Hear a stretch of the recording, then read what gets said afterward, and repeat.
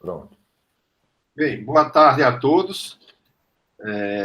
Hoje nós temos a satisfação de ter o professor Eduardo Falabella Souza Guiar, que vai falar sobre os catalisadores de craqueamento, passado, presente e futuro.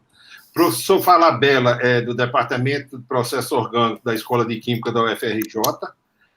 Grande experiência na área, passou muito tempo na Petrobras, fazia Petrobras e UFRJ, aposentou-se na Petrobras, hoje está só na UFRJ e é sempre uma satisfação tê-lo conosco, tá certo? Essa palestra que você vai dar hoje, Falabella, ela é dentro de um contexto de uma disciplina chamada Seminário de Petróleo e Gás Natural, que nós temos essa disciplina desde do ano de 2000. Foi em 2000 que nós começamos com o PRH, no nosso caso, naquela época era o 14, e era sempre sexta-feira à tarde com a finalidade de trazer profissionais da indústria, do setor de petróleo e gás, para vir dar uma palestra presencial, logicamente, lá dentro da nossa escola, né? E hoje em dia, em função da pandemia, isso se tornou praticamente impossível. Nós temos hoje essas palestras online, que, por outro lado, dentro dessa nossa disciplina, facilitou muito, muito para que nós pudéssemos contar com mais variados profissionais na área, e hoje nós estamos encerrando o ciclo de palestra com você, fechando com chave de ouro, tá certo? Então, mais uma vez, muito obrigado por ter atendido o nosso pedido aqui. Eu, professor Oswaldo e professora Tereza, agradecemos coração mesmo a você, que sempre esteve à disposição da gente. Toda vida que nós o chamamos para qualquer coisa, você estava sempre à disposição. E é um prazer enorme tê-lo mais uma vez aqui conosco. Ok? Muito obrigado e boa palestra, no caso. Bom, boa tarde a todos. Eu fico muito contente de poder falar para o pessoal aí de Natal, né? Eu fui convidado por queridos amigos de longa data, né? Não vou dizer há quantos anos, o Afonso, a Tereza, o Oswaldo. É uma alegria muito grande, né? E, na verdade, eu vou começar falando um poema que não é meu.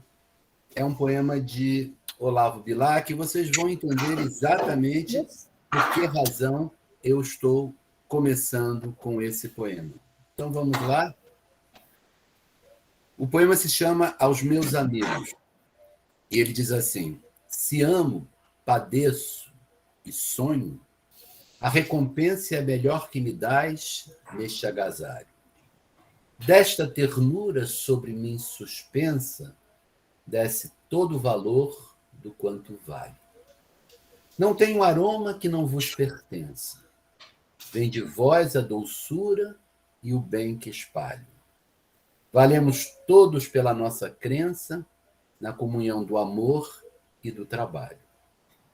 Operário modesto, abelha pobre, de vós e para vós o mel fabrico, e abençoo a colmeia que nos cobre. Só do labor geral me glorifico, por ser da minha terra é que sou nobre, por ser da minha gente é que sou rico. Então eu começo com esse poema, agradecendo o convite e dizendo que eu cheguei numa idade em que eu me reservo a atender os convites dos amigos.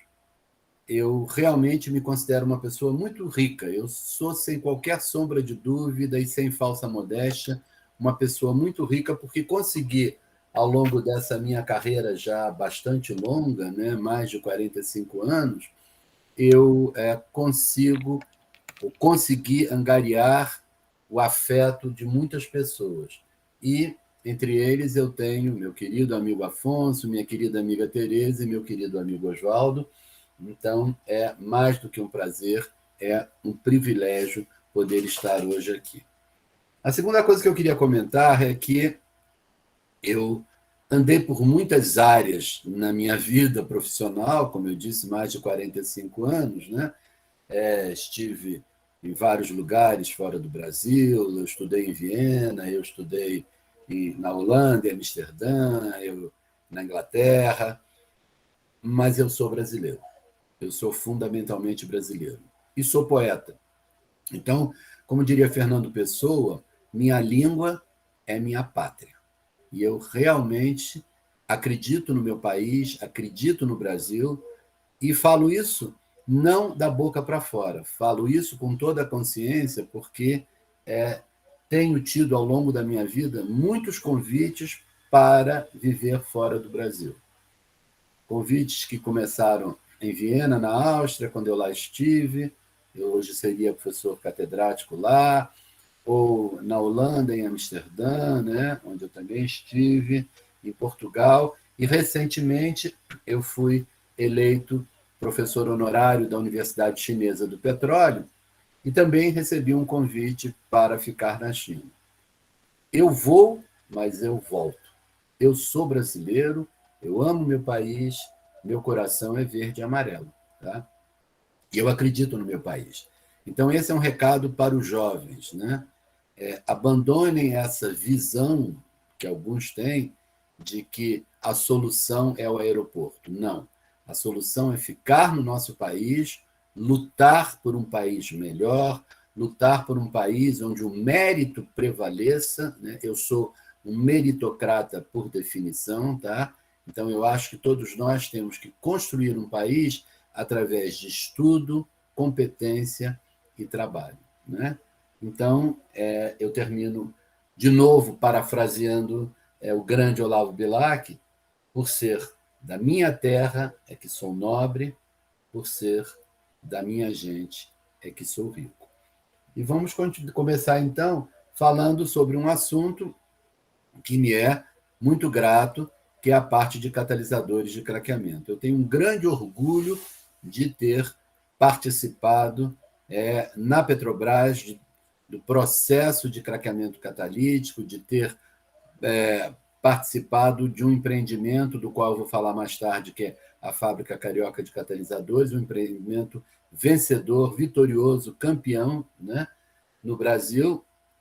Então, eu tenho esse grande orgulho e sem falsa modéstia, dizer que eu consegui uma coisa que é o sonho de todo engenheiro químico, que é idealizar alguma rota química, ir para o laboratório, fazer a prova de conceito, ir para a planta piloto, fazer o scale-up dessa rota e, finalmente, chegar até a indústria e conseguir fazer com que essa rota seja estabelecida e praticada na indústria e que seja vendido, o produto seja vendido com lucro, né?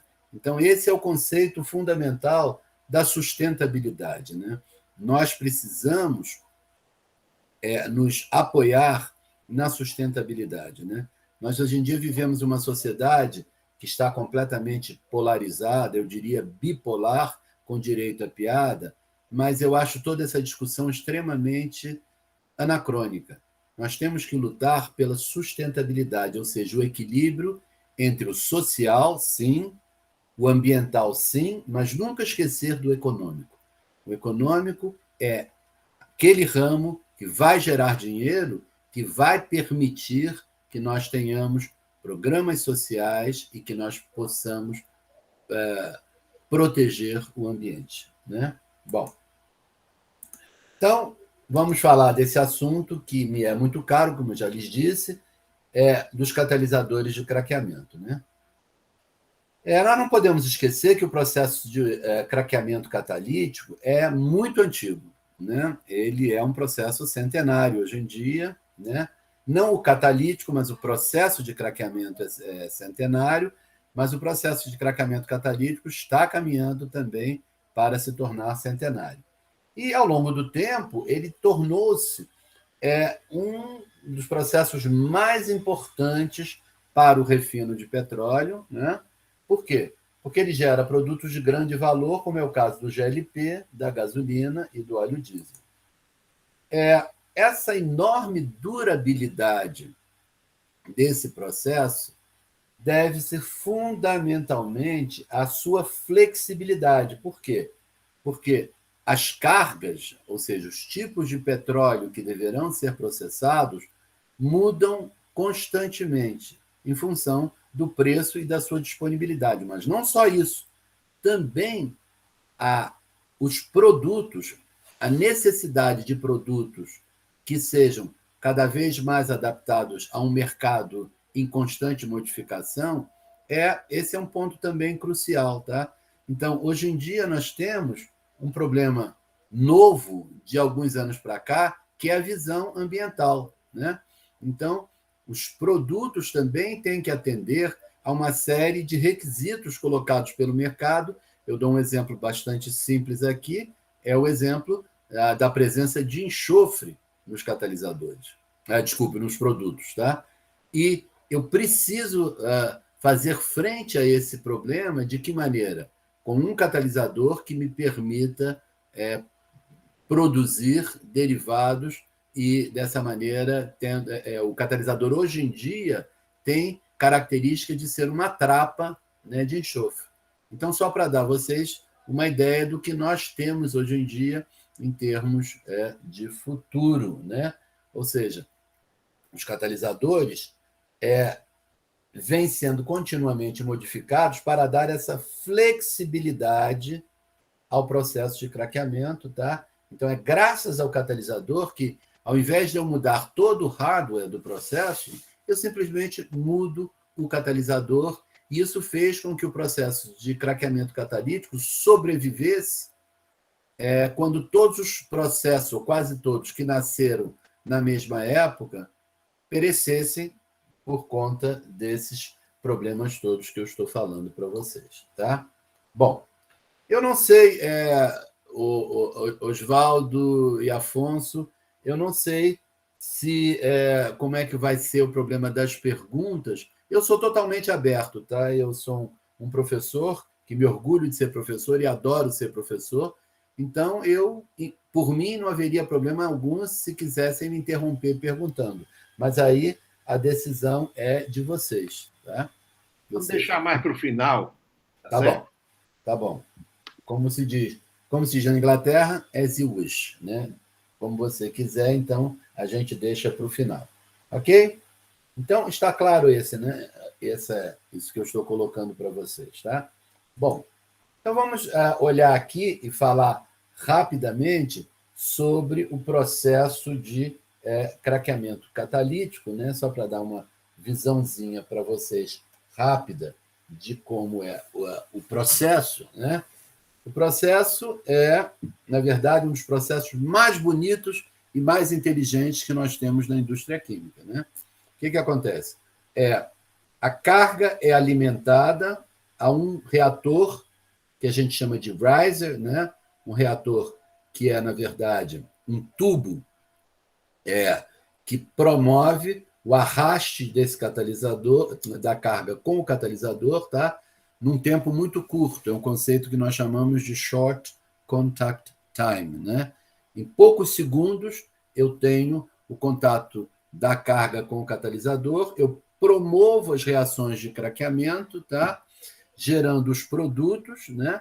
Que vão ser separados aqui. Eu tenho uma expansão, os produtos separam e o catalisador sólido ele cai aqui. Né? O que acontece é que o catalisador está totalmente coberto de coque, porque um dos produtos da reação de craqueamento é o coque. Então, o catalisador que entra branquinho, ele sai negro, né, coberto de coque, e aí ele vai para uma etapa que é chamada um regenerador. Nesse regenerador, nós sopramos ar, promovemos a queima de coque, o catalisador absorve esse calor dessa queima, tá?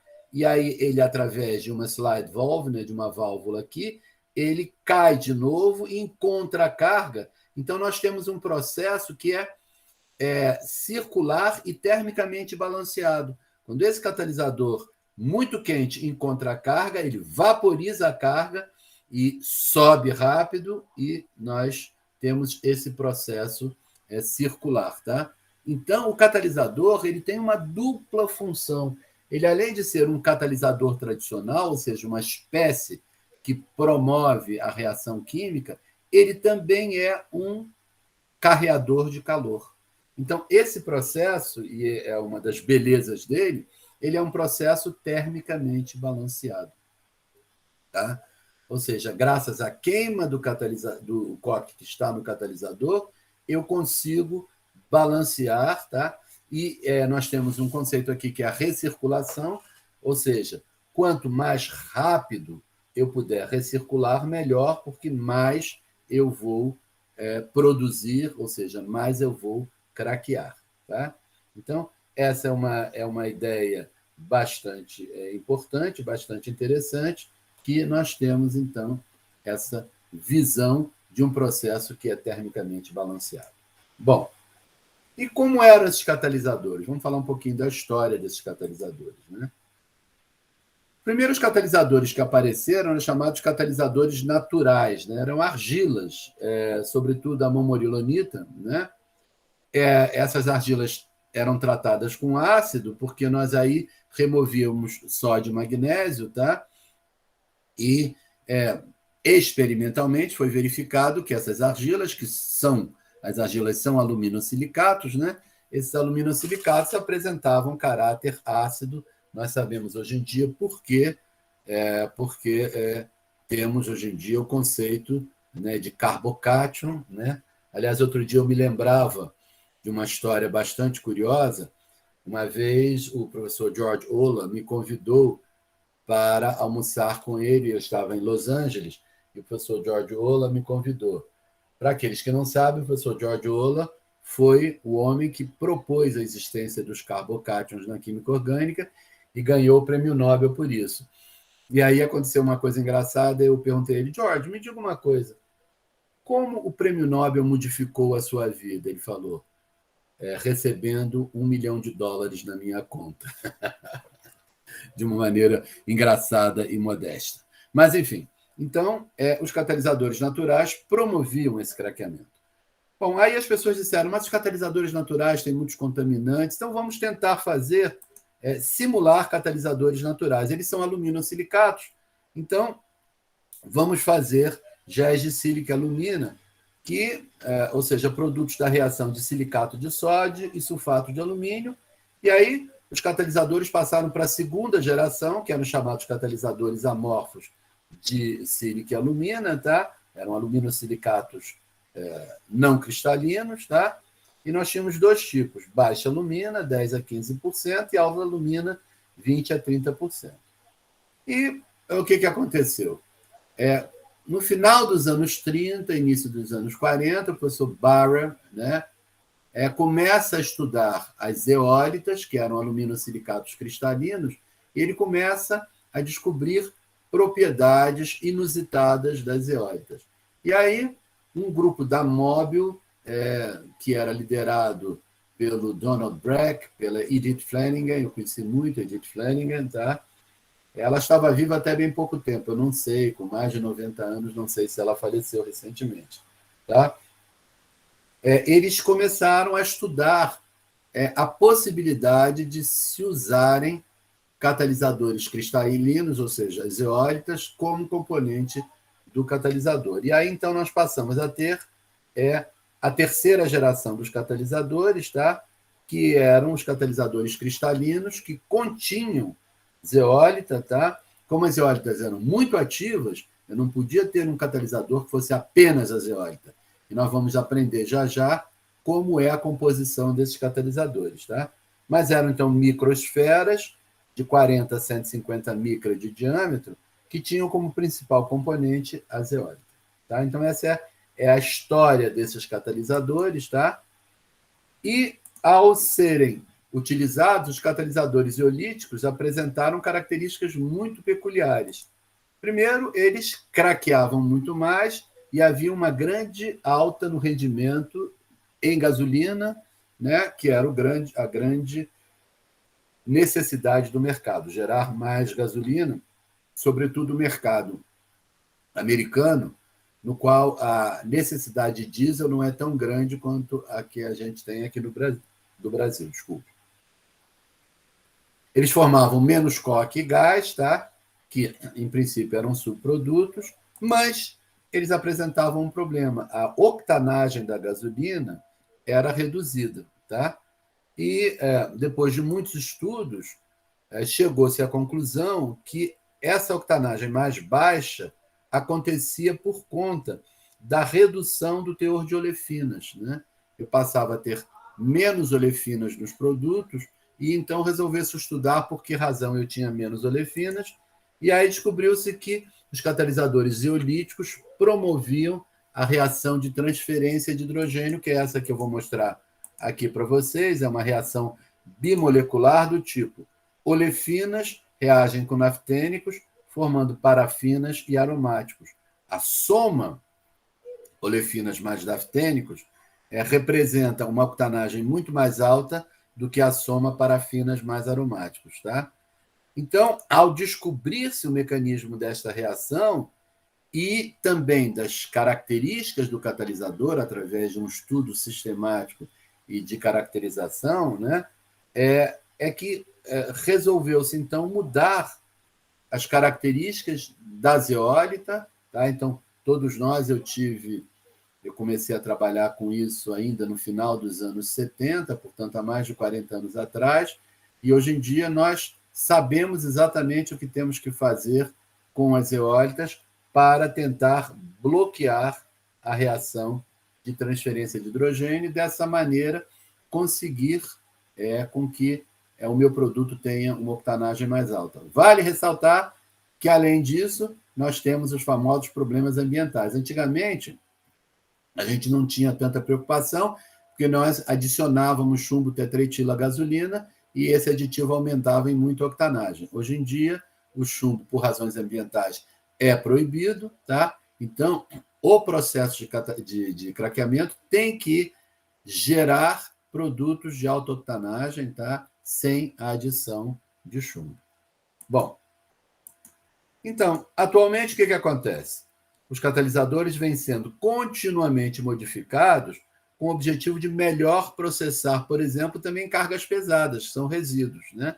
Então, eles devem desfavorecer a formação de coque, promover a conversão de fundos. O que é a conversão de fundos? A conversão de fundos é uma linguagem de refineiro, né? É permitir o craqueamento de moléculas muito pesadas que vêm nos petróleos que são muito pesados hoje em dia. Hoje em dia, a gente não pode mais se dar ao luxo de querer um petróleo que seja muito leve, muito fácil de craquear, por conta do preço do petróleo. Eles têm que ter resistência a metais, né? Vanádio, níquel, ferro. Vanádio, por exemplo, ele sofre uma oxidação, vira pentóxido de vanádio, e o pentóxido de vanádio reage com água, formando ácido vanádico, e o ácido vanádico é capaz de destruir a zeólita. Então, a gente tem que tentar usar trapas para segurar esse vanádio. Níquel e ferro são agentes desidrogenantes, tá?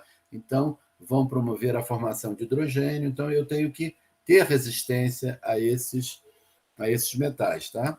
E, como eu já disse, diante do controle de chumbo, os catalisadores precisam apresentar bom desempenho em termos de octanagem, ou seja, o produto tem que, de per si, apresentar uma grande octanagem. Bom,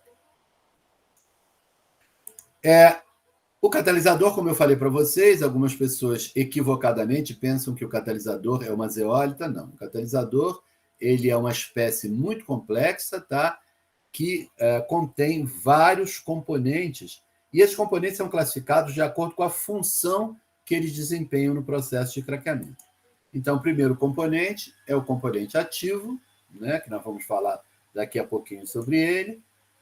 E eu tenho também as matrizes, a matriz ativa, a matriz inerte, a matriz sintética, também vamos comentar sobre esses componentes, e, finalmente, os chamados ingredientes funcionais, né? Que não são ou não estão presentes em todos os catalisadores, porque eles são colocados dependendo dos requisitos que o processo tenha. Vamos supor, se eu tenho uma refinaria que é petroquímica, eu preciso gerar muitas olefinas, muitos alcenos, né? Então, eu vou colocar um aditivo, um ingrediente funcional para promover a geração de olefinas. E por aí vai. Ok? Bom, isso aqui é uma micrografia de catalisadores de craqueamento, né? Então, vocês vejam que os catalisadores de craqueamento eles têm cerca de 70 micra, né, de tamanho, e eles são basicamente esferas, né? Os catalisadores aqui vocês veem, né, que eles são algumas esferas muito bonitinhas. Essa fotografia aqui, na verdade, é um pouco, como se diz em inglês, misleading, né? Um pouco tendenciosa, porque vocês vão ver mais tarde em outra micrografia que eles, às vezes, não são tão perfeitos como essa que está aqui. Por exemplo, esse aqui já mostra, ó, em alguns que... Enfim, é um processo em que eu tento gerar esferas, mas nem sempre eu consigo, tá? Mas essa é uma micrografia bonitinha, mostrando que os catalisadores de craqueamento a proposta nossa é gerar microesferas. E o que a gente tem nessas microesferas, né? Se eu pegar essa microesfera de cerca de 70 micra, o que eu tenho, né? Se eu der um zoom aqui, né, eu vou ter, então, as zeólitas, tá? Que são os componentes cristalinos, né? E aqui está um exemplo de uma zeólita que a gente usa, que é uma faljazita, eu já vou falar nela, né? A zeólita tem cerca de 2 a 3 micra de tamanho, tá? Eu tenho também uma argila, tá? Essa argila é o caulin, que é mais ou menos do mesmo tamanho da zeólita, tá? Eu tenho o ligante, tá? Que é o que vai colar tudo, que são, né, partículas muito pequenininhas, um gel ou um sol de sílica. E eu tenho a alumina, que é um auxiliar de craqueamento, que são essas pelotas maiores, tá? E essas pelotas maiores têm de 50 a 200 nanômetros de tamanho, tá?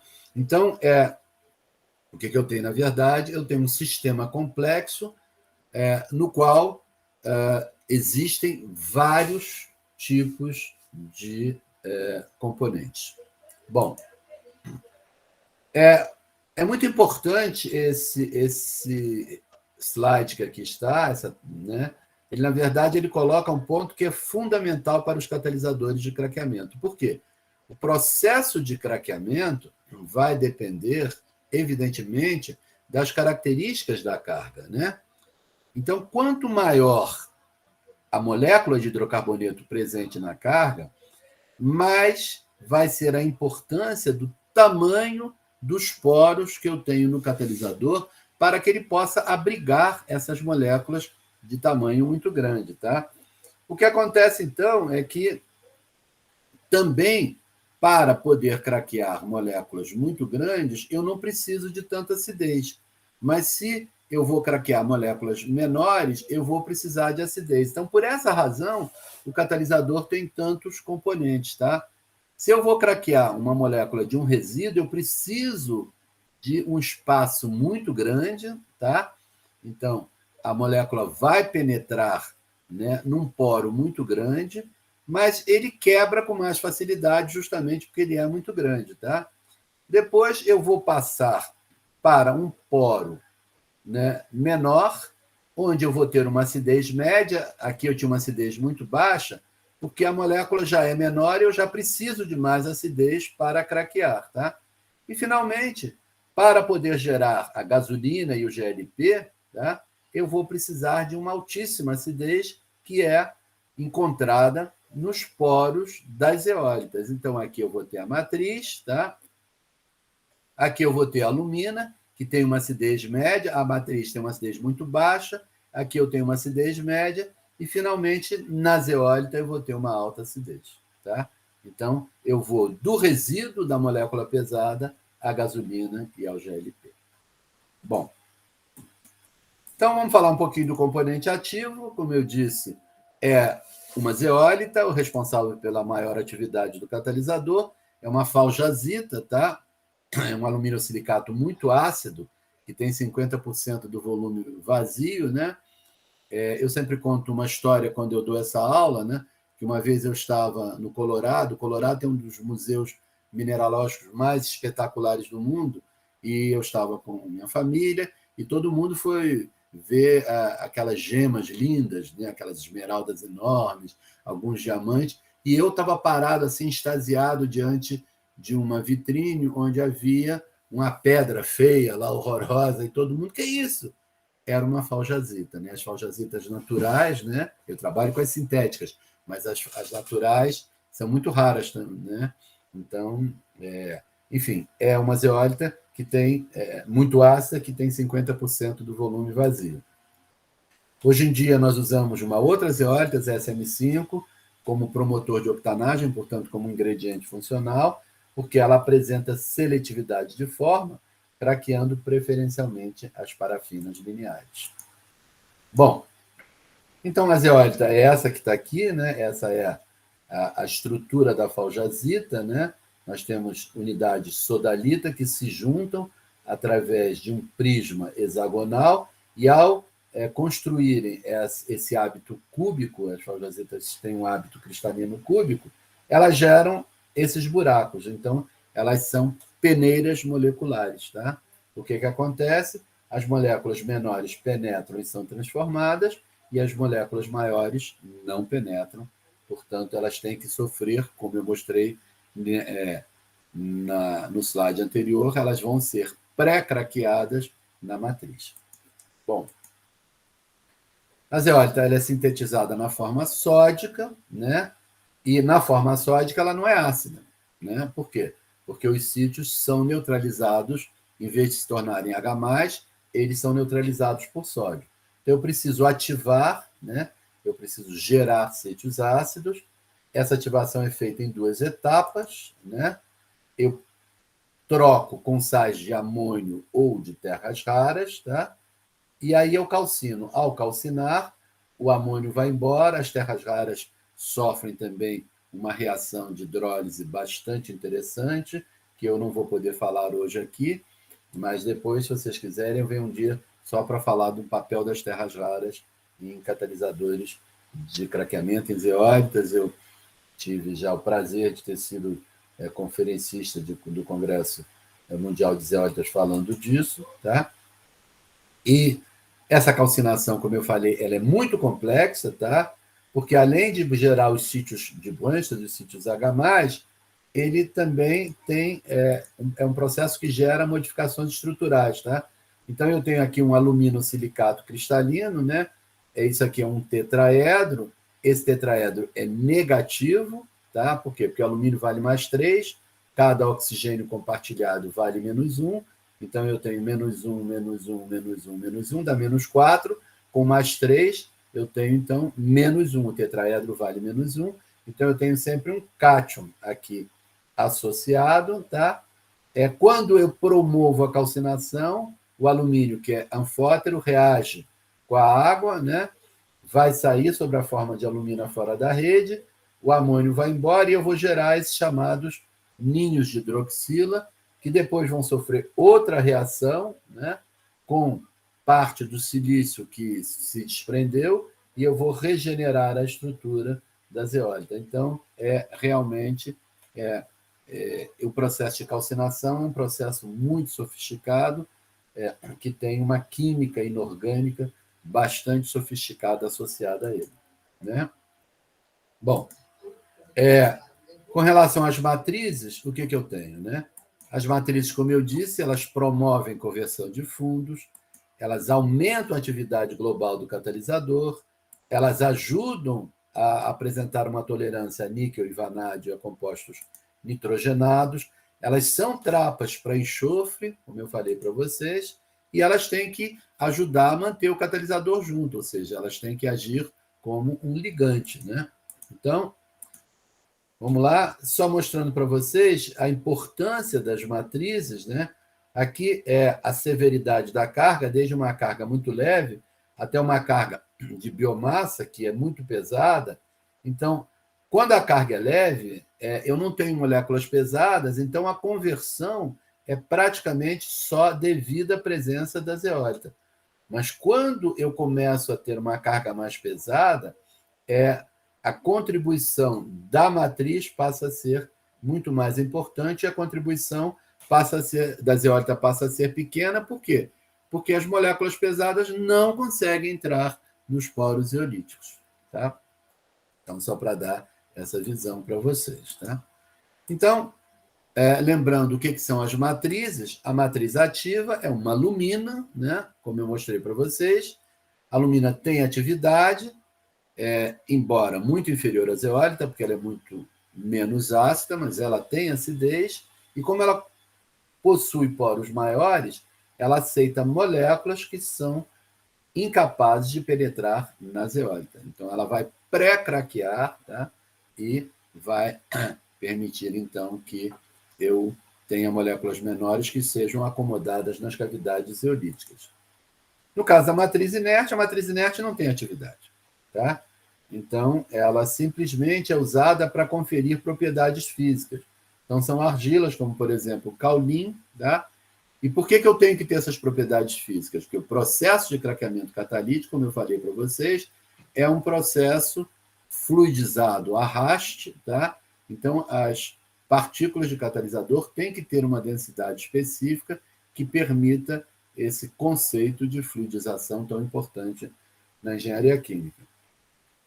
E, finalmente, eu tenho a matriz sintética. O que é a matriz sintética? É a cola. É o ligante de todos os componentes, porque eu tenho que ter uma partícula que apresente uma certa dureza, uma partícula que ela não pode se romper com muita facilidade. Tá? Então, eu tenho que ter uma espécie que vai manter todos esses componentes juntos. Tá? Bom, e como é que eu preparo um catalisador de FCC? Tá? Esse é um ponto bastante importante, né? Porque, enfim, nós temos realmente essa visão, né? De que precisamos ter catalisadores industriais. Isso é uma rota industrial. Tá? Então, como é que eu vou preparar esse catalisador? Primeiro, eu preparo a zeólita, é o que eu faço na fábrica carioca de catalisadores. Depois, eu preparo a matriz, né? Por exemplo, a alumina, eu sintetizo a alumina, eu trato o caulim, tá? E eu vou gerar in situ, num processo em que eu misturo as zeólitas com as matrizes, tá? E eu gero in situ o ligante através da neutralização de silicato de sódio. Eu vou formar a partícula, tá? Essa partícula é formada de uma maneira bastante interessante, através de um processo que é pouco conhecido no Brasil, que se chama secagem por atomização, né? Engenharia química a gente estuda, chama spray dryer, né? A secagem por atomização. Depois eu tenho troca iônica e tenho lavagens, vou secar e vou calcinar, né? E aí, finalmente, eu vou ter o catalisador final. Essas são as etapas básicas das tecnologias de preparo do catalisador de FCC. Tá? O catalisador de FCC ele é muito curioso, porque existe uma analogia que eu gosto para vocês, que eu digo assim, olha, a partícula do catalisador ele se assemelha muito a uma partícula de concreto da construção civil.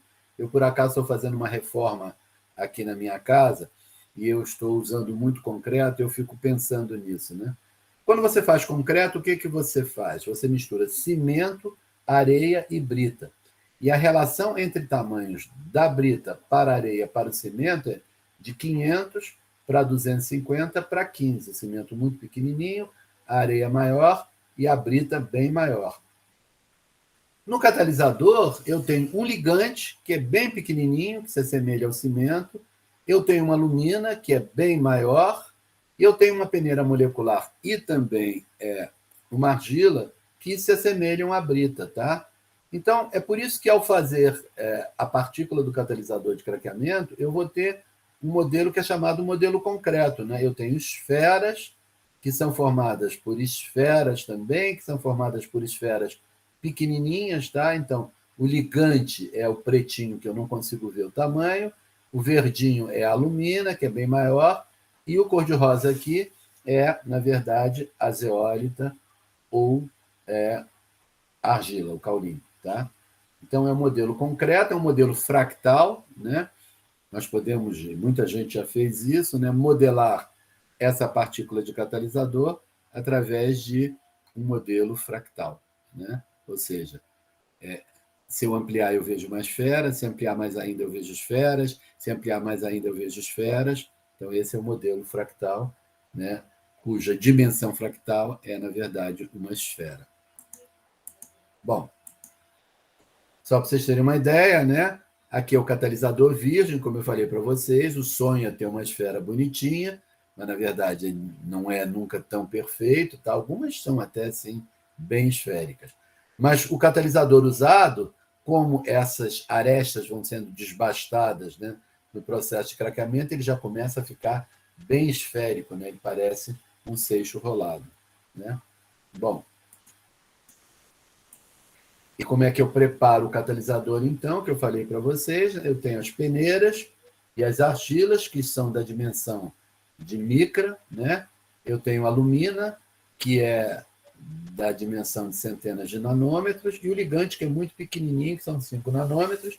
Então, eu vou preparar uma suspensão com todos esses componentes, tá? E vou passar através de um atomizador, né? Que é um secador por spray dryer, em inglês, né? As partículas, então, vão sofrer um processo de junção, tá? E, através desse processo de junção, eu vou formar as partículas do catalisador, que, no final, tem cerca de 75 micra de tamanho, 70, e aí pode variar, tá? Mas a ideia é ficar entre 70 e 80 micra de tamanho, né? São partículas finas, bem pequenas. Se você pegar o catalisador e passar na mão, parece assim, ele escorre na sua mão. Por quê? Porque as partículas são, em princípio, esféricas e, por essa razão, elas deslizam com facilidade. Tá? Bom, e só para terminar a aula de hoje, eu queria falar da Fábrica Carioca de Catalisadores. Tá? Eu falo sempre na Fábrica Carioca de Catalisadores. A Fábrica Carioca de Catalisadores foi um divisor no Brasil, no mundo e, sobretudo, na minha carreira profissional. Tá? Eu tenho muito orgulho de dizer que eu participei da Fábrica Carioca de Catalisadores desde a sua montagem. Eu fiz parte da equipe que foi para a Holanda estar no processo de transferência de tecnologia, mas eu vou contar um pouquinho. Algumas pessoas já sabem essa história, mas eu sempre a repito, né? Por que a gente tem a Fábrica Carioca de Catalisadores de Craqueamento? Essa fábrica, na verdade, nasceu da chamada Guerra das Malvinas, né? Na Guerra das Malvinas, os que são mais jovens não viveram isso, né? A Guerra das Malvinas foi uma guerra entre a Argentina e a Inglaterra por umas ilhas remotas ali no meio do Pacífico, né, que ninguém entendia por quê. Hoje em dia a gente sabe que eram ilhas que, na verdade, são estratégicas por razões militares. Né? Elas estão no meio do Pacífico, então elas podem controlar quaisquer frotas, né, que venham passando para invadir outros países. Então, a Inglaterra era dona dessas ilhas, ela chamava de Ilhas Falkland, e a Argentina reivindicava, porque, na verdade, elas parece que estão dentro dos limites territoriais marítimos da Argentina. Bom, então criou-se uma guerra, e nessa guerra a Inglaterra resolveu promover um embargo à Argentina. Tá? Na época, a primeira-ministra era Margaret Thatcher. Margaret Thatcher era engenheira química de formação, e ela disse o seguinte: não, eu não quero nenhum embargo, eu só quero que não permitam a compra de catalisadores de craqueamento. Por que ela fez isso? Ela sabia que sem catalisadores de craqueamento, a Argentina iria parar, porque ela não ia conseguir produzir derivados, sobretudo combustíveis, em volume suficiente para manter a guerra e nem sequer para manter a sua sociedade, né, andando. Então, digamos, essa decisão foi uma pá de cal na guerra e que, no final, a Inglaterra venceu, né, a Guerra das Malvinas, a Argentina capitulou, tá?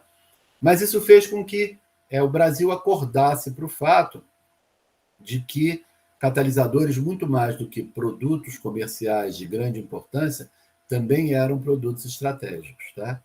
Então, na época, a gente tinha ainda uma ditadura militar que era muito preocupada com problemas estratégicos, então resolveu-se fazer o quê?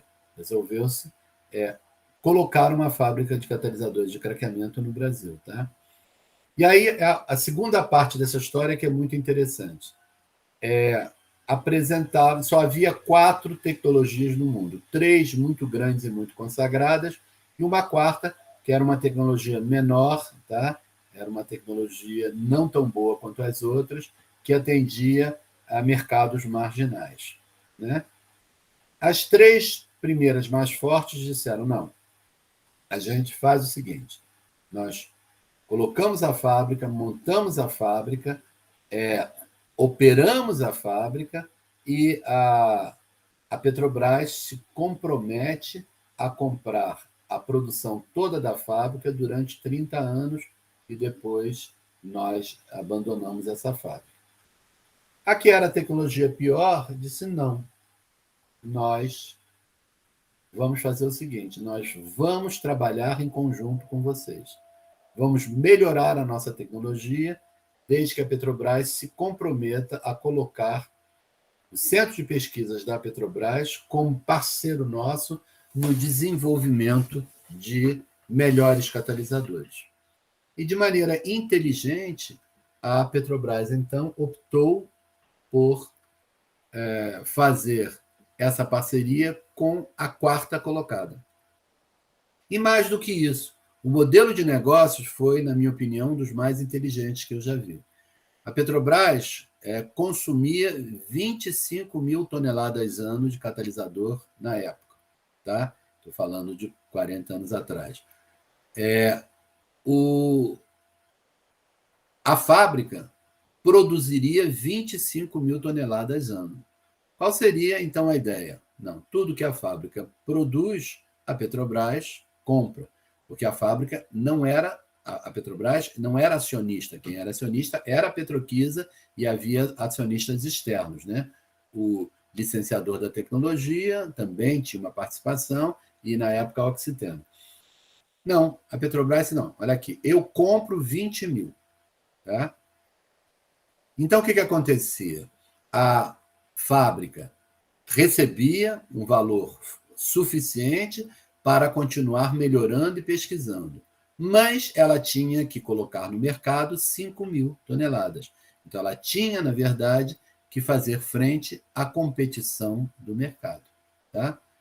E outra história interessante também fica por conta da Petrobras. A Petrobras comprava 20 mil, mas ela comprava 5 mil dos competidores. E aí ela alimentava a fábrica dizendo, olha, esse seu produto não está bom, o do competidor é muito melhor, vamos melhorar. Então havia esse processo que eu classifico de win-win game, né? Um processo ganha-ganha, né? Ou seja, todo mundo ganhou com isso.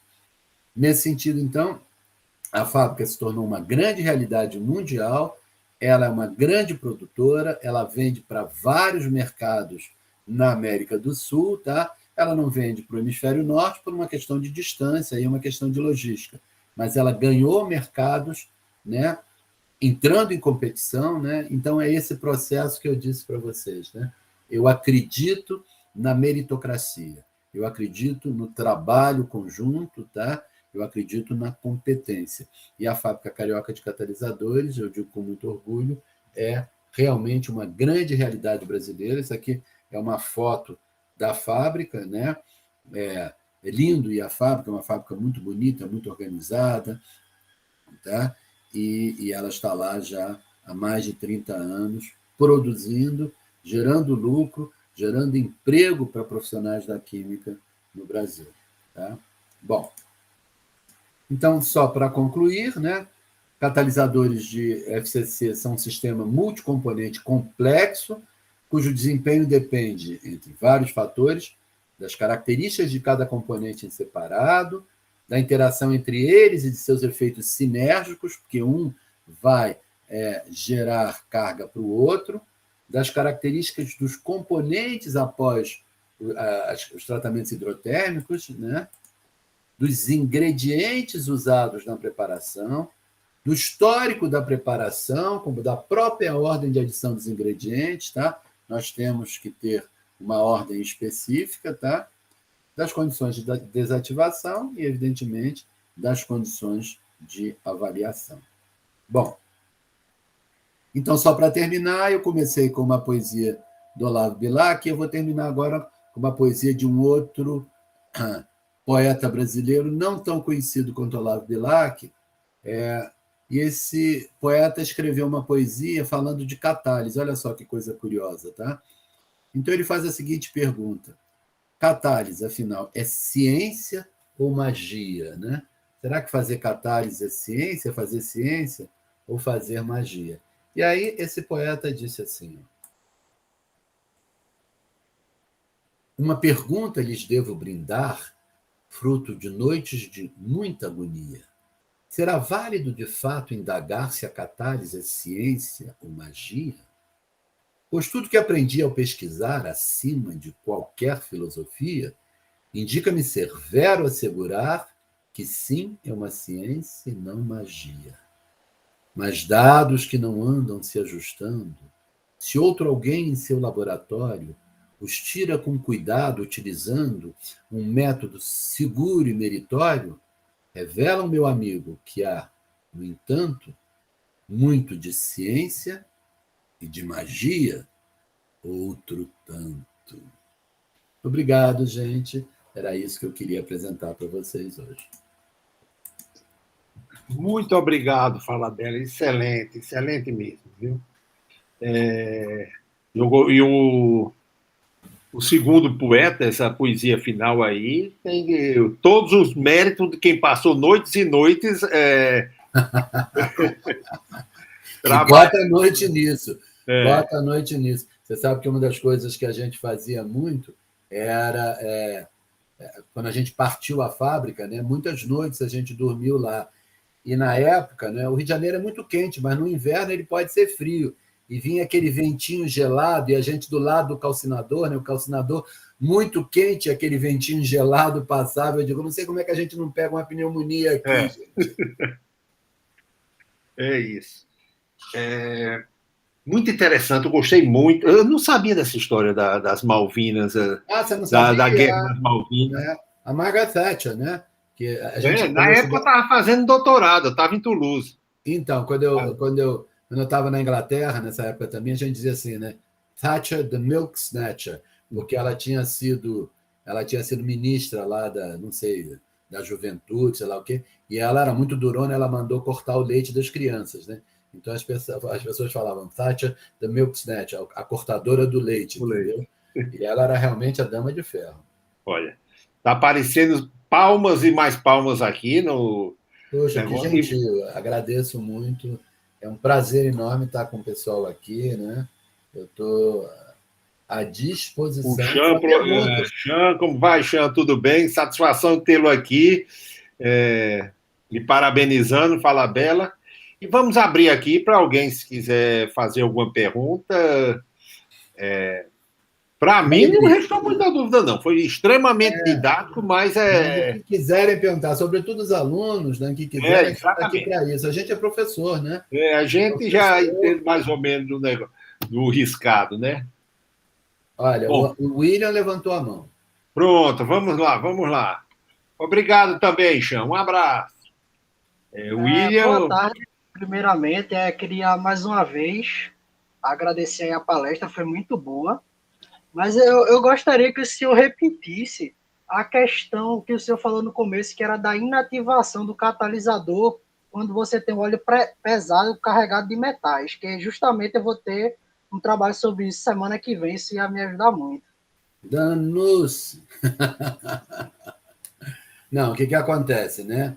o catalisador, quando você tem metais, né, você pode afetar o catalisador e, sobretudo, né, no processo em si, você pode ter a transformação do pentóxido, do vanádio em óxido vanádio, pentóxido vanádio, e desse em ácido vanádico ao reagir com a água, tá? E o ácido pode destruir a zeólita, tá? Então, é por isso que o catalisador tem que conter as matrizes. Essas matrizes são aquilo que a gente chama de trapa, né?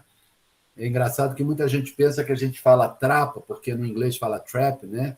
Armadilha, não. O inglês é que pegou isso das línguas latinas, né? Trapa é uma palavra latina. Então, o catalisador tem que conter nas matrizes trapas, ou seja, elas têm que aprisionar esses compostos de maneira que eles não atinjam a zeólita e venham a destruir, tá? A zeólita. Então, quando as cargas são muito pesadas e tem muitos contaminantes, eu preciso ter uma formulação especial do catalisador. E esse é um ponto crucial, tá? Ou seja, quando eu falei no início que o processo tem essa longevidade graças à presença do catalisador, para esse tipo de coisa, tá? Ele traça qualquer tipo de carga, entendeu? O que vier, o catalisador mata ali, entendeu? Então, ele precisa realmente ter uma formulação específica que tem que levar em consideração as características da carga. Tá bom, William? Não sei se eu te respondi. Respondeu muito bem, viu?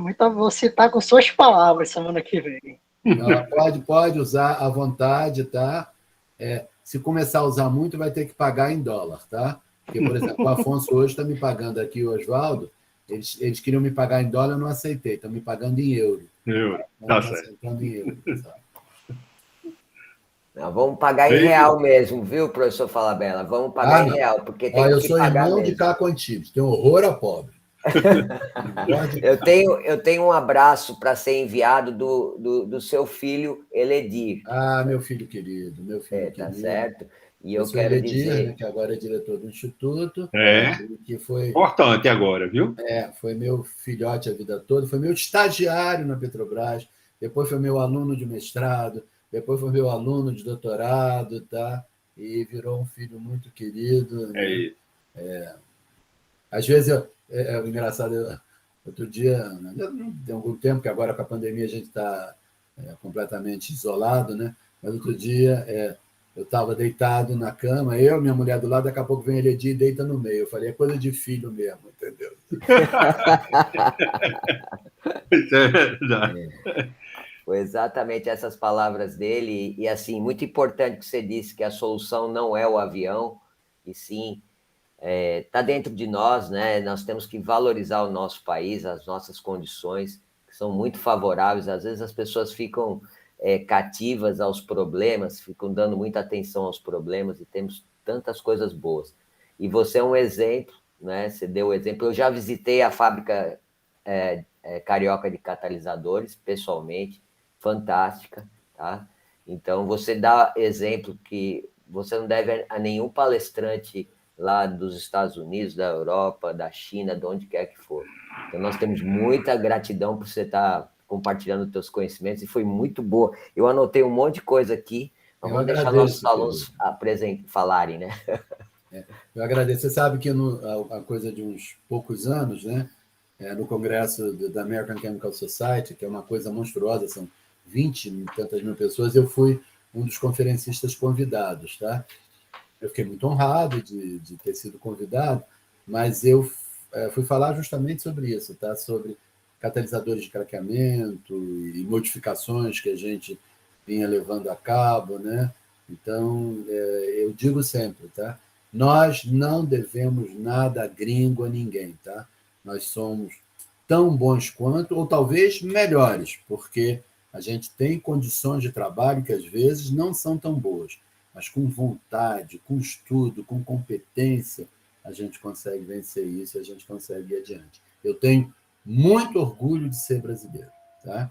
Eu, na minha casa, muito jovem, por razões, enfim, familiares, eu aprendi a falar várias línguas desde muito pequeno, falo algumas, dizem eles, sem sotaque, mas a minha língua é o português. A minha língua é minha pátria, meu país é o Brasil, e eu quero um Brasil forte, eu quero um Brasil que produza, eu quero um Brasil sustentável, onde haja equilíbrio entre o social, o ambiental e o econômico. Tá? É isso que eu quero. Excelente. Arroz, feijão. Aliás, só contando uma história, quando a gente morava na Holanda, né, um dos graves problemas que a gente tinha é que meu filho, na época era um garoto, né, ele não comia sem feijão. E vai arrumar feijão preto na Holanda. É porque eu sou carioca, né? Carioca come feijão preto, né? No Nordeste vocês não comem feijão preto, né? Mas no Rio a gente come feijão preto, né? Então a gente descobriu depois um restaurante brasileiro que importava feijão preto para fazer feijoada lá em Amsterdã. Então a gente ia no restaurante para pedir feijão preto para ver se eles davam para a gente feijão preto. Feijão com arroz mesmo, tá? Bom, está aberta as perguntas. Gente, pelo amor de Deus, se vocês não perguntarem, eu vou sair daqui humilhado. Triste, vai sair triste, Ninguém gostou da minha palestra, só o William que teve coragem de fazer uma pergunta. Tem alguém, Azola? Escreveu alguém? Ninguém levantou a mãozinha aí. Ninguém levantou a mãozinha aí. Ninguém levantou? Aqui tem a Rafaela agora. Vai, Rafaela, bora. Boa tarde. O senhor começou a palestra falando, né, das 3 fases, né, que tinham tido o desenvolvimento dos catalisadores. E eu queria saber, assim, com toda a sua experiência na área, o que o senhor prevê para uma 4ª fase, 5ª fase, próximas fases, o que você vê de tecnologia sendo desenvolvida para um futuro? Muito bem, excelente pergunta, Rafael. Uma moça bonita, né? A gente fica até mais animado de responder com uma moça tão bonita. É o seguinte, você tem toda a razão, sua pergunta é muito bem colocada e muito bem inteligente. O que a gente vem pensando na 4ª fase? Na 4ª fase, a gente vem pensando num conceito moderno que se chama acessibilidade. Tá? Nós aprendemos... Vocês são de química ou de engenharia química aqui, a maioria? Não sei. Responde aí, Oswaldo. Engenharia química. Então ótimo. Então, nós, em engenharia química, aprendemos muito, né, fenômenos de transporte, né? E, sobretudo, fenômenos de difusão. Tá? Então, um dos pontos que estão norteando a busca de catalisadores que seriam da 4ª fase, ou talvez a 4ª geração, é o fato de que nós precisamos incentivar o conceito de acessibilidade, ou seja, nós temos que melhorar.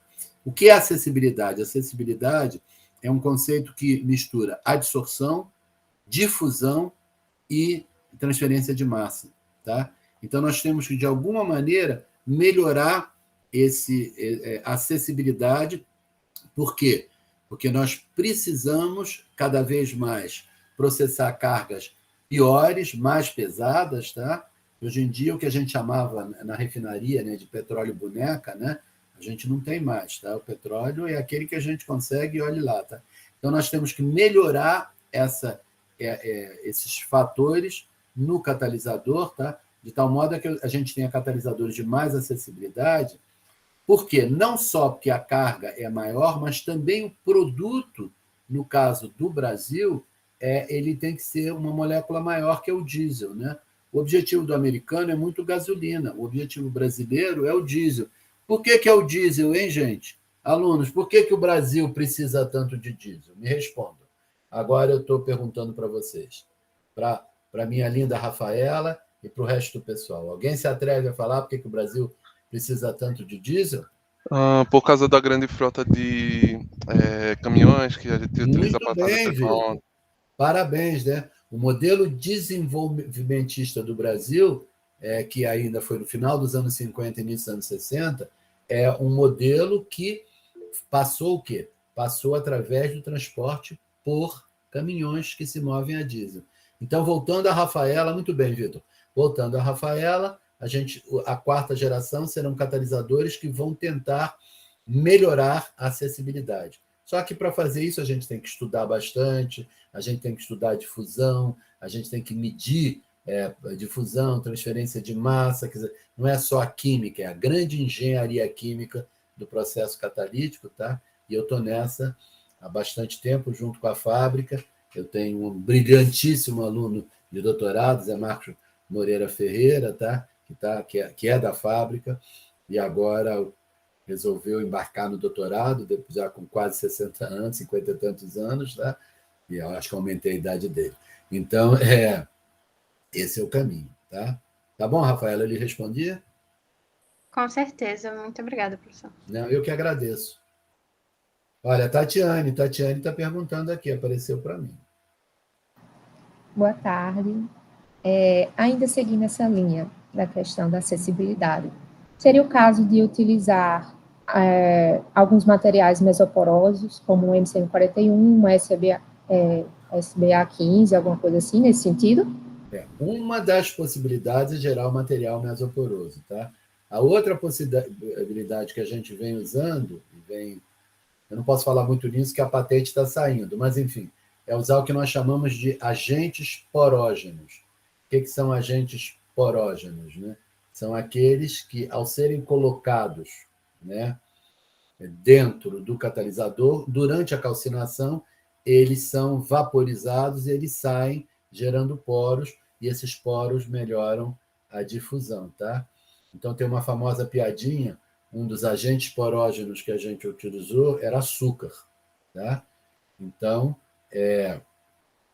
quando a gente usava açúcar, a gente formava coque, né? Que a gente chama, e coque em inglês é coke, tá?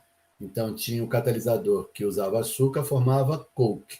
E o catalisador que não usava açúcar formava Diet Coke, entendeu? Então, a gente tem essa brincadeira aí, Tatiana. Mas a sua pergunta é excelente. É esse caminho mesmo, tá? Nós temos que buscar, né, catalisadores que tenham porosidade melhor, tá? Através de várias propostas. Perfeito. Muito boa pergunta, Tatiana. Aham. A Danilo está perguntando uma coisa aqui. Fala aí, Danilo.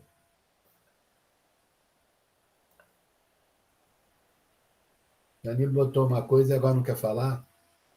Tem o professor Chan que tem uma pergunta sobre o FCC convencional e o FCC petroquímico.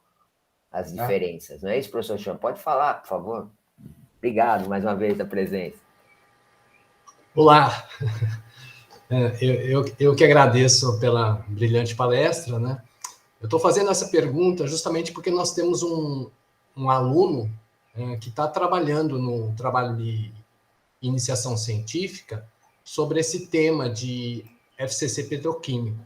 Então, aproveitando os conhecimentos do professor Falabella, eu gostaria de saber essas principais diferenças, né? Eu sei que tem um aditivo ZSM5, que ele é usado, mas, enfim, falar um pouco a respeito do assunto, né?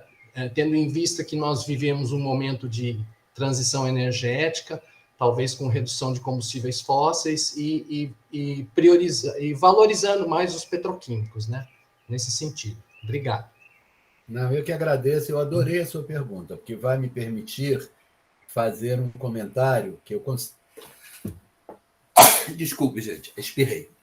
Um comentário que eu considero, assim, muito importante. Sua pergunta é absolutamente oportuna, tá? Eu, anteontem, estava participando de um debate com a Federação das Indústrias no Rio de Janeiro, justamente sobre o problema da petroquímica, tá? A petroquímica no Brasil está se tornando cada vez mais um problema. Por quê? O desbalanceamento, né, na balança econômica brasileira por conta dos petroquímicos está se tornando muito complicado, né? Então, o que a gente precisa cada vez mais? É gerar intermediários, tá, que possam ser usados na petroquímica e, evidentemente, aí existem outros fatores importantes, que são o governo precisa fundamentalmente entender que a petroquímica é uma solução para o país. Os estudos econômicos feitos pela Federação das Indústrias do Rio de Janeiro Esses estudos mostram que para cada dólar adicionado pela petroquímica, tá? Nós geramos mais outro dólar, ou seja, 100%, né? Atendendo a diversas linhas de mercado e um aumento incrível da empregabilidade, que é um dos problemas do Brasil. Esse é o primeiro comentário dizendo da importância da sua pergunta. Então, para isso, a gente precisa ter o quê? A gente precisa ter geração de petroquímicos básicos, que são fundamentalmente o quê? A trinca dos petroquímicos básicos: olefinas, aromáticos e gás de síntese, né? Alcenos, aromáticos e gás de síntese, monóxido de carbono mais hidrogênio. Bom, para isso eu preciso ter uma refinaria que possa apresentar no UFCC características especiais, tá?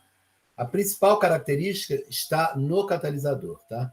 O catalisador tem que ter, então, um ingrediente funcional que promova, como você muito bem colocou, tá? A quebra de parafinas, ou seja, de alcanos, em olefinas de maneira seletiva. E, para isso, então, a Fábrica Carioca de Catalisadores tem a produção das eólicas ESM5, que é extremamente seletiva, e ela aumenta muito a geração de olefinas, ou seja, ela é uma refinaria petroquímica nessa parte. Mas não só isso, tá? A refinaria petroquímica tem que ter processos adjacentes que permitam com que ela apresente, né, alguns produtos também nafta petroquímica, né? A nafta não tem que ser usada, né, obrigatoriamente para a gasolina. A nafta petroquímica tem características próprias. E também gasóleo. O gasóleo tem que ser gasóleo petroquímico, ou seja, o light cycle oil, né, gerado tem que ser petroquímico. Então, professor, a sua colocação é absolutamente oportuna. Fico muito contente de poder responder, tá? E digo mais, né? Nós todos no Brasil nós somos profissionais da química, temos que nos reunir numa corrente para obrigar o Brasil a voltar atrás, tá? Obrigar o Brasil a incentivar o refino, obrigar o Brasil a incentivar refinarias petroquímicas, tá? Porque a petroquímica representa lucro, representa crescimento, representa emprego, tá? Então, também nós não podemos, como é que se diz, enforcar a petroquímica com impostos escorchantes que a gente tem, né? Isso é importante que se diga, né? Os impostos são terríveis, né? A gente tem imposto municipal, estadual, federal, tá? Não existe um imposto único. Então, os preços vão lá para a cucuia, por quê? Porque a gente tem imposto incidindo sobre imposto, incidindo sobre imposto. Então, a gente precisa reforçar a indústria petroquímica brasileira e, evidentemente, através do incentivo a refinarias petroquímicas, como o colega colocou de maneira muito própria, e eu agradeço profundamente a pergunta. Professor Falabella, obrigado pela sua resposta. Compartilho de todas as suas opiniões, e eu gostaria só de acrescentar uma curiosidade. Eu trabalhei 30 anos na Petrobras e me aposentei em 2017 e meu local de trabalho era a refinaria de Paulínia, a Replan. Então, já na época... Somos colegas. Sim, na época eu já ouvia falar de você lá no centro de pesquisas, né?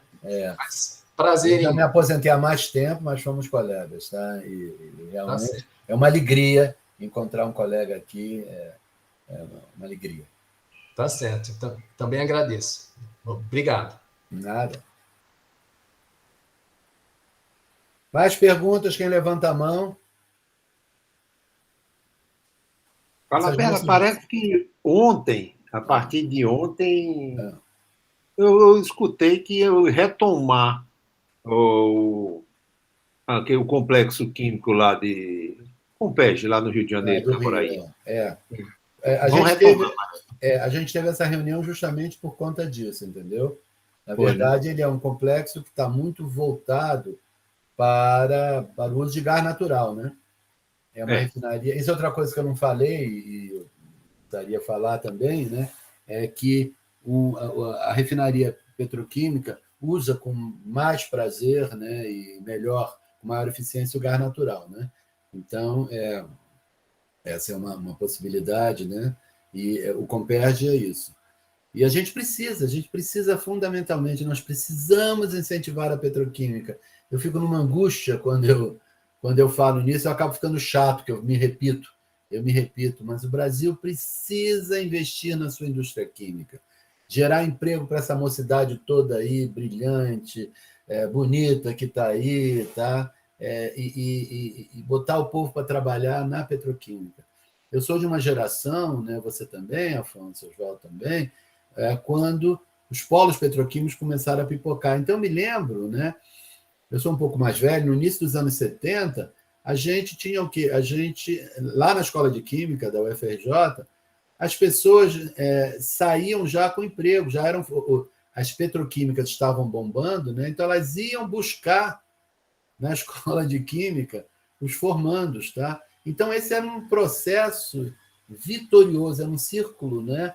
Que realmente era um círculo virtuoso, né? Hoje em dia a gente está vivendo um círculo vicioso, né? Menos pessoas vão para a área técnica, então tem menos emprego. A gente tem que retomar o círculo virtuoso, né? Incentivando a indústria petroquímica, que é fundamental para todos esses alunos que estão aí, e para a gente também, evidentemente.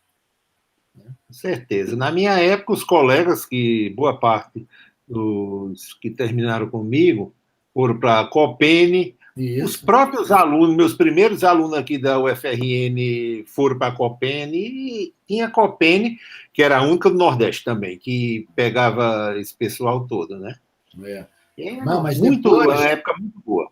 Nós passamos a ter Pasquim, Siquini, sei lá, uma quantidade enorme de empresas que estavam no polo petroquímico, tá? Né, em Pernambuco, a Coperbo, né, também. A Coperbo também Então, a gente tinha, né, essa pujança, né, que precisa ser retomada. Tem que haver um programa governamental. Os governos precisam entender, tá? E aí eu vou fazer uma crítica, mas, na verdade, construtiva, que é a preocupação com o social não pode ser a dominante no processo, né? A dominante tem que ser a visão sustentável, o equilíbrio entre o social, o ambiental e o econômico. Eu tenho que investir no econômico para gerar dinheiro e aí sim poder sustentar programas sociais, tá? Então, esse é um ponto crucial que a juventude tem que entender, tá? Nós precisamos produzir, nós precisamos gerar dinheiro e só a partir daí é que a gente vai ter esse círculo virtuoso. Olha a Coreia. Gente, na nossa geração, a Coreia não era nada. A Coreia era uma porcaria, tá? Né? Eu tô falando, lógico, Coreia do Sul. Coreia do Norte é uma tragédia, uma desgraça. Mas na Coreia do Sul, o que é? As pessoas trabalhavam muito. Coreano acha japonês preguiçoso, tá? Só para vocês verem o nível de trabalho que eles têm, né? E gerou o quê? Esse círculo virtuoso, que hoje em dia um dos padrões de vida mais altos do mundo, em tecnologia, né, em ciência e tudo, né? Isso basta ir no Netflix, né, Falabella? Netflix, os filmes coreanos têm uma qualidade de som, uma qualidade de imagem, uma qualidade de contexto. Aqui na minha casa, impressionante. A minha sogra, que vai fazer 94 anos, né? Ela é apaixonada pelos coreanos agora. Ela só vê as séries coreanas na televisão, tá? E, enfim, eu acho que a velha vai casar com um coreano, se eu bobear, entendeu? Então... Você continua tomando conta da sogra, né? Eu tomo conta da sogra, meu filho. Você pensa o quê? Né? Está aqui comigo, do meu lado. É minha companheira de piscina, eu tenho uma piscina térmica aqui em casa, e de goró, porque a velha também gosta de um goró igual a mim. Entendeu? Torna legal.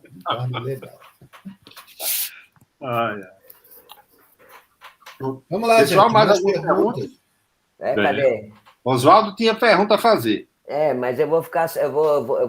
Depois eu vou. Eu tenho umas perguntinhas, mas eu já estou super satisfeito, sinceramente. Não, querido, imagina. Assim, eu considero um final de chave de ouro, como o professor Afonso falou, sabe? Foi fantástico, foi uma coisa muito boa, como você falou no poema também, né? Você transferiu, assim, muitas coisas boas para a gente. Eu só tenho a agradecer. Muito obrigado, viu, professor? Eu que agradeço, continuo à disposição, sempre que me convidarem, que a minha agenda louca, né? Eu vi a vida louca, né? Como diz aquele Rick Martin, o grande filósofo, né? Vivo a vida louca. Então, sempre que me convidarem, eu estou aqui à disposição, sobretudo quando um convite vem de amigos tão queridos como Afonso, a Tereza e o Oswaldo. Tá? Eu sou dos meus amigos, tá? Cada vez mais com a idade. Mais uma vez, muito obrigado. Valeu em todos os sentidos, viu? Um abração, eu estou então saindo, tá? Tá. Você tem notícia do seu amigo Gerson? Só uma parte? Olha, não tenho muita, quer dizer, eu escrevo para ele, eu não fico escrevendo muito para não chatear, tá?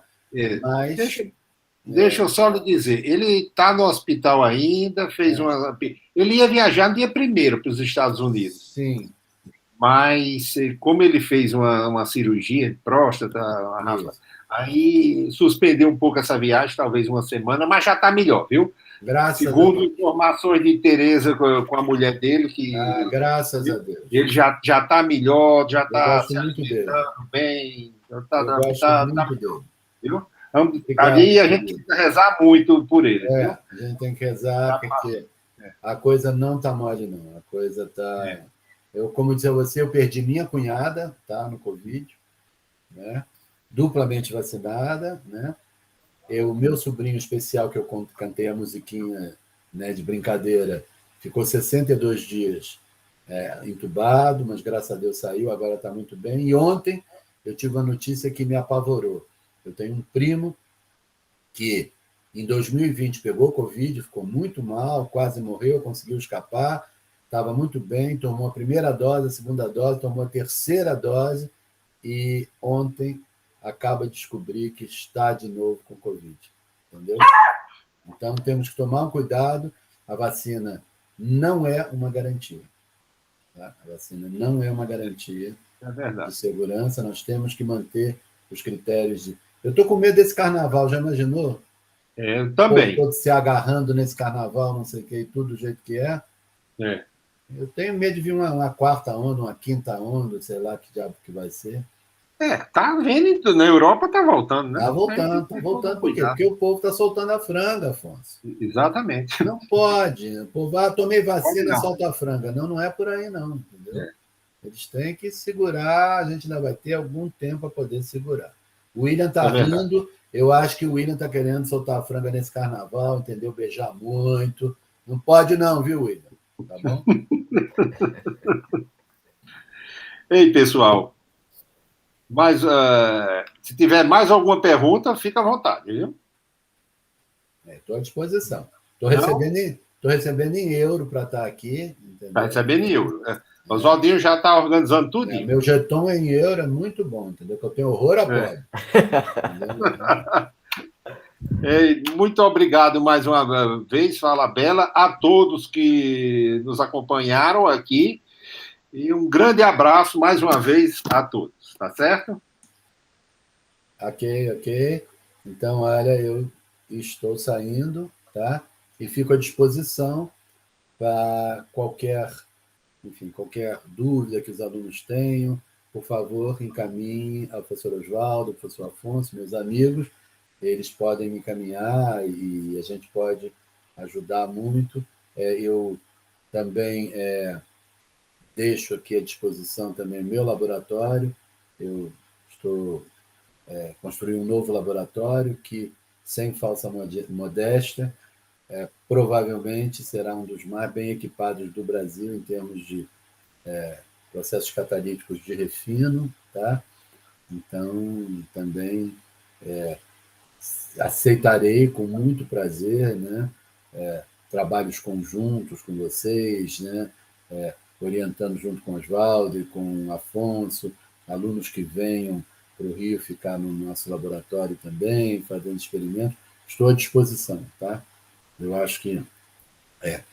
Eu sempre digo, tá? Eu desenvolvi uma carreira com muito trabalho, muito estudo, mas também graças ao fato de ser de uma universidade como a Universidade Federal do Rio de Janeiro, que era, na época, sempre considerada o melhor curso de engenharia química do país. Então, eu tive uma formação muito sólida e de graça.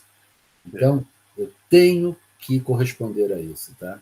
Eu tenho que transmitir o conhecimento que eu acumulei ao longo desses anos todos, de todas as etapas que eu passei na minha vida, o tempo em que eu estive na ONU, no Comitê Científico da ONU Unido, tá?